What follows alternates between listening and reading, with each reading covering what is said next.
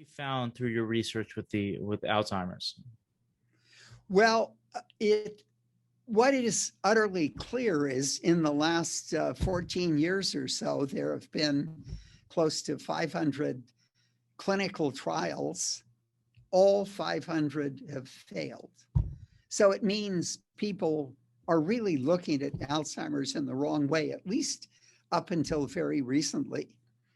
And so one of my science colleagues, Dale Bredesen, started taking a systems approach to thinking about Alzheimer's. And he optimized how to maximize the communication between nerve cells effectively, something that's lost in Alzheimer's. And that led to what's called a multimodal therapy, where he realized you had to improve your diet, your exercise, your sleep, your blood metabolites and vitamins. You had to get rid of, in some cases, toxins like black mold.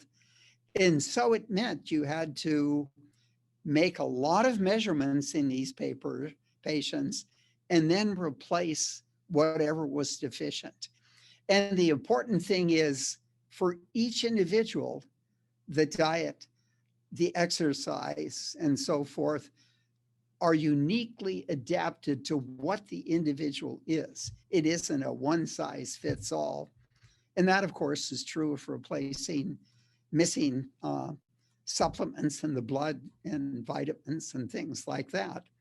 And the preliminary clinical trials from a number of groups are very promising in this regard. And I think this multimodal therapy is going to be the way to go in the future. But in the initial study of 5,000 individuals we did for a 4-year period, we were able to see more than 150 wellness to disease transitions. We looked at 5 of those that transitioned to cancer, and we looked at the 1,200 blood analytes that we'd analyzed, and we were able to show for all 5, there were outlier blood analytes that gave us a clue as to where the earliest transition occurred.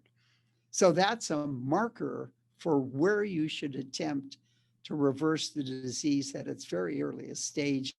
And that can be 5 or 10 years before the disease ever manifests itself. And that's certainly true of Alzheimer's, for example.